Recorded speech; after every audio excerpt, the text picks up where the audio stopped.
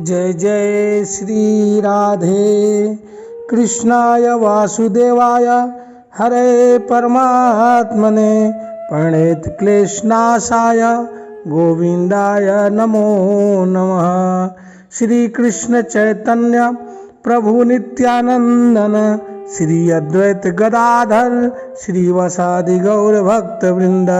हरे कृष्ण कृष्ण कृष्ण हरे हरे, हरे राम राम राम हरे हरे।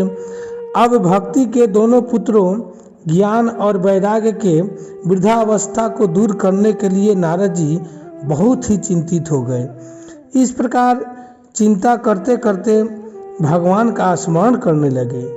उसी समय यह आकाशवाणी हुई कि मुने खेद मत करो, तुम्हारा यह जो उद्योग जो करना चाहते हो निसंदेह सफल होगा। हे देवर्षि, इसके लिए तुम एक सत्कर्म करो, वह कर्म तुम्हें संत शिरोमणि बताएंगे। उस सत्कर्म का अनुष्ठान करते ही क्षण भर में इनकी नींद और वृद्धावस्था चली जाएगी तथा सर्वत्र भक्ति का प्रचार होगा।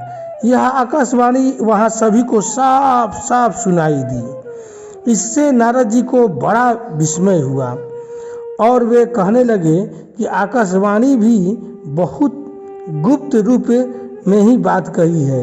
यह नहीं बताया कि वह कौन सा साधन किया जाए जिससे इनका कार्य सिद्ध हो।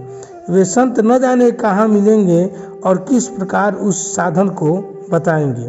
तब नारद जी ज्ञान वैराग्य दोनों को वहीं छोड़कर वहाँ से चल पड़े और प्रत्येक तीर्थ में जाकर मार्ग में मिलने वाले मुनीश्वरों से वह साधन पूछने लगे। उनकी उस बात को सुनता तो सब क्या, पर कोई भी निश्चित उत्तर नहीं देता।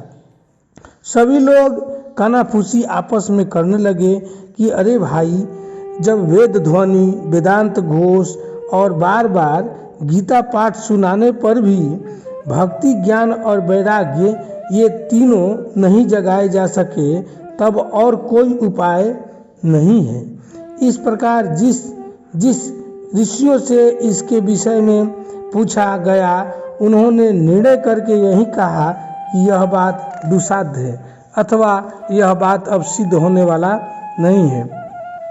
तब नारद जी बहुत चिंतातुर हुए और बदरी धाम में आए। वहाँ उन्होंने तप किया तो देखा कि करोड़ों सूर्यों के समान तेजस्वी सनकादि मुनीश्वर खड़े हैं। उनको देखकर नारद जी ने कहा कि हे महात्माओं, इस समय बड़े भाग्य से मेरा आप लोगों के साथ समागम हुआ है। आप मुझ पर कृपा करके शीघ्र ही वह साधन बताइए। आप लोग सदा हरि शरणम मंत्र जप करते रहते हैं, जिससे आपका वृद्धा अवस्था नहीं आता। आप लोग धन्य है। इस समय आपका दर्शन बड़े सौभाग्य से ही हुआ है। बताइए कि आकाशवाणी ने जिसके विषय में कहा है वह कौन सा साधन है और मुझे किस प्रकार उसका अनुष्ठान करना चाहिए। भक्ति ज्ञान और वैराग्य को कैसे सुख मिल सकता है, किस प्रकार सुख मिल सकता है।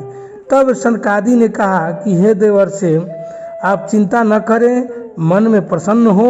उनके उद्धार का एक सरल उपाय पहले से ही विद्यमान है। हे देवर्षि, ऋषियों ने संसार में अनेकों मार्ग प्रकट किए हैं, किंतु वे सभी कष्ट साध्य है और परिणाम में ज़्यादा से ज़्यादा स्वर्ग की प्राप्ति कराने वाले हैं। अथवा वे सभी कष्ट के साथ सिद्ध होते हैं, लेकिन परिणाम में ज़्यादा से ज़्यादा स्वर्ग की प्राप्ति कराएंगे। अभी तक भगवान की प्राप्ति कराने वाला मार्ग गुप्त रहा है। उसका उपदेश कराने वाला पुरुष बड़ा भाग्य से मिलता है। आकाशवाणी ने जो सत्कर्म का संकेत किया है उसे हम बतलाते हैं, आप प्रसन्नचित्त होकर सुने। हे नारद जी, द्रव्य यज्ञ, तपो यज्ञ और स्वाध्याय रूप ज्ञान यज्ञ, ये सब स्वर्ग आदि की प्राप्ति कराने वाले कर्म की ओर संकेत करते हैं। पंडितों ने ज्ञान यज्ञ को ही सत्कर्म मुक्तिदायक कर्म का सूचक माना है। वह ज्ञान यज्ञ श्रीमद् भागवतम का पारायण है, जिसका गान सुकादि महानुभावों ने किया है। उसके शब्द सुनने से भक्ति ज्ञान वैराग्य का कष्ट मिट जाएगा। सिंह की गर्जना सुनकर जैसे भेड़िया भाग जाता है, उसी प्रकार श्रीमद् भागवतम की ध्वनि से कलयुग के सारे दोष नष्ट हो जाएंगे। अब नारद जी ने प्रश्न किया कि हे भगवान, हे महात्मा, मैंने वेद वेदांत की ध्वनि और गीता पाठ करके उन्हें बहुत जगाया, किंतु फिर भी भक्ति ज्ञान और वैराग्य के दुख नहीं जग गए। ऐसी स्थिति में श्रीमद् भागवतम सुनाने से वे कैसे जाएंगे? क्योंकि उस कथा के प्रत्येक श्लोक और प्रत्येक पद में भी वेदों का ही तो सार है, फिर यह सुनाने पर क्यों नहीं गए? अब ये कथा आगे के अंक में। जय जय श्री राधे।